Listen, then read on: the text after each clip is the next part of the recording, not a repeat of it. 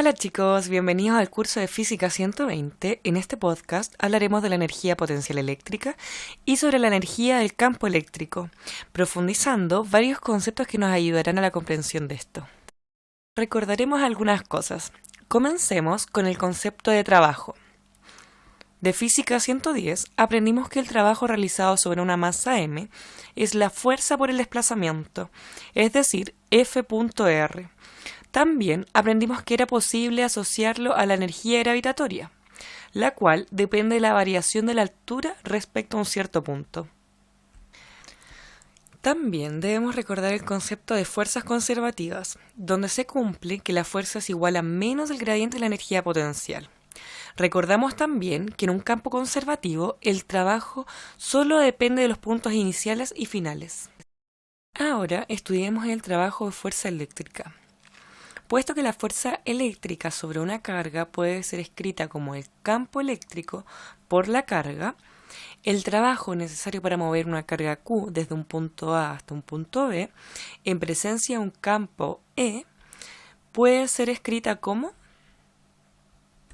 Algo muy importante que debemos tener en consideración a la hora de estudiar esto es comprender quién realiza el trabajo sobre la carga, puesto que esto nos puede llevar no solo a un error de signo, sino también a una mala interpretación de este fenómeno.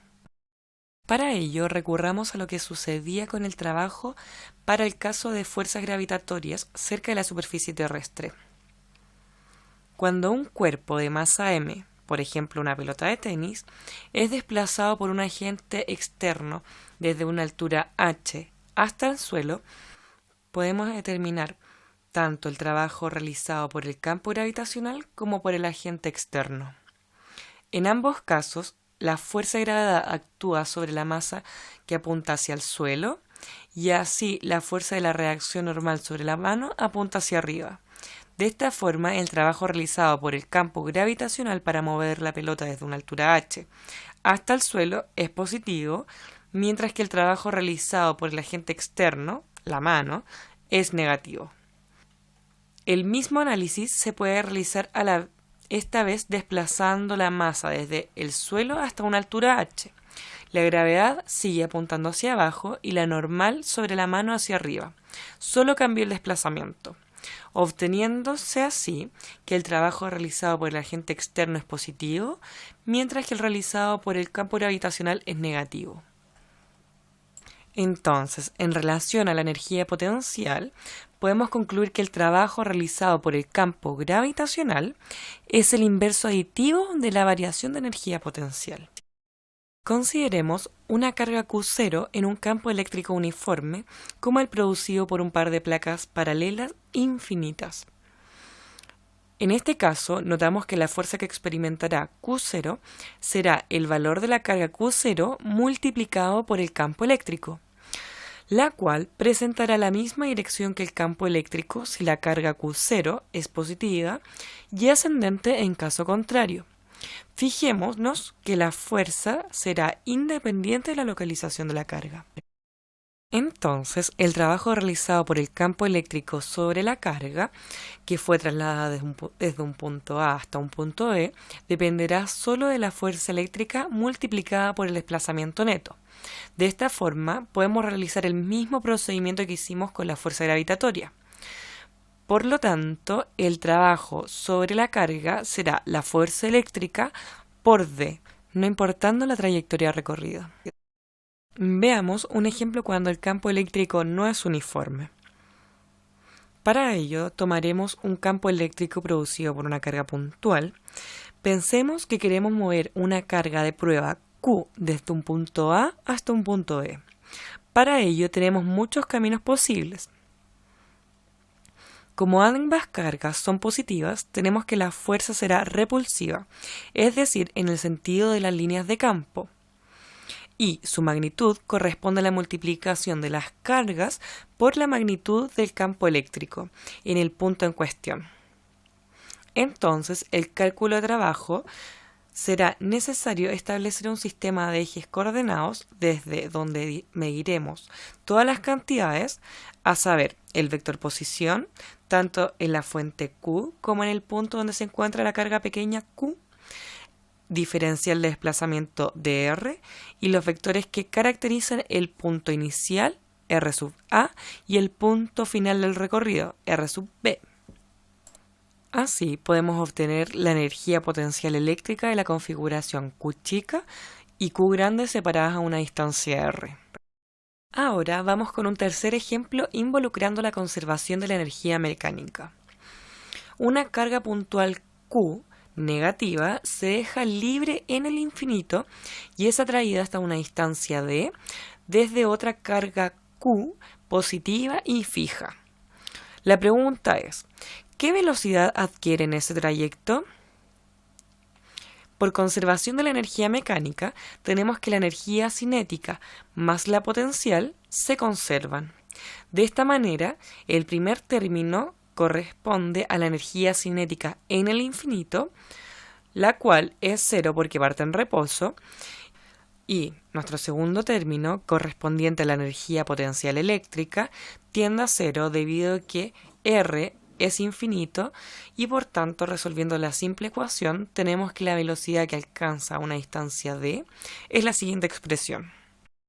Veamos qué sucede cuando tenemos una distribución de cargas en el espacio. A partir del principio de superposición, estamos en la libertad de sumar las influencias de campo de todas las cargas.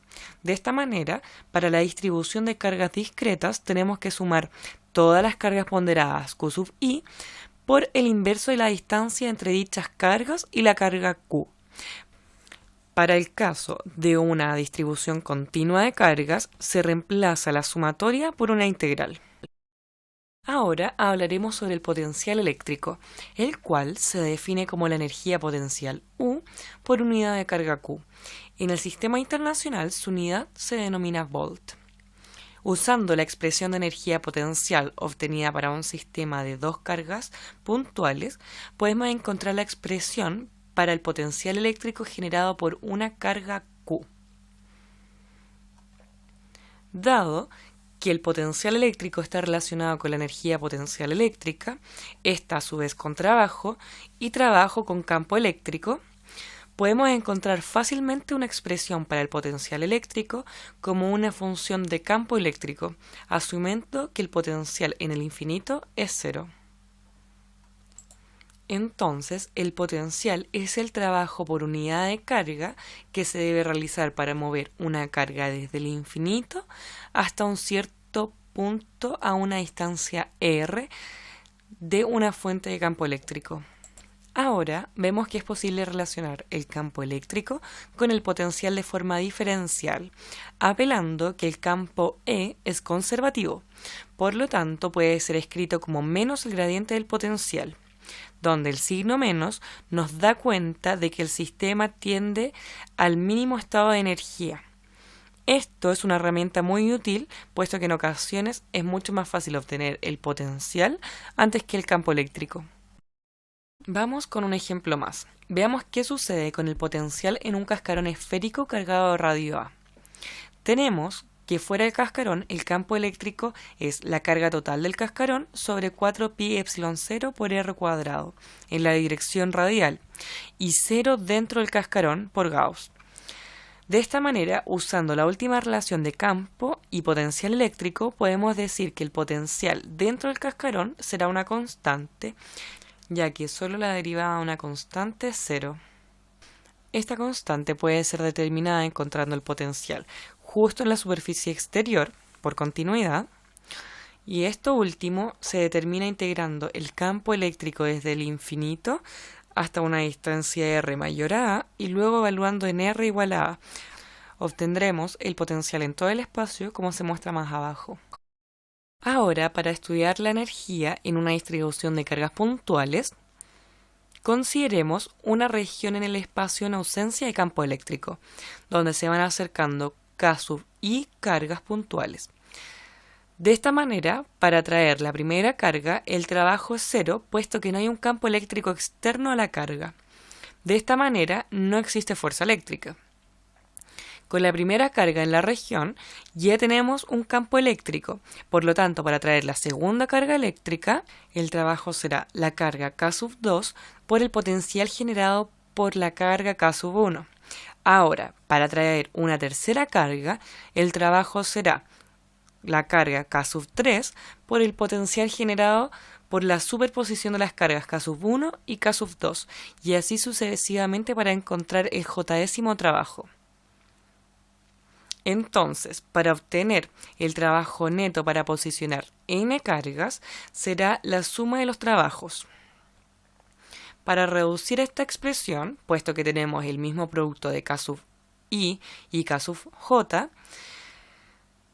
entre cada par de cargas K sub I y K sub J de igual manera que los potenciales, así podemos escribirlo como un medio de la sumatoria desde J igual 1 hasta N por K sub J por V sub J y reducir la primera expresión.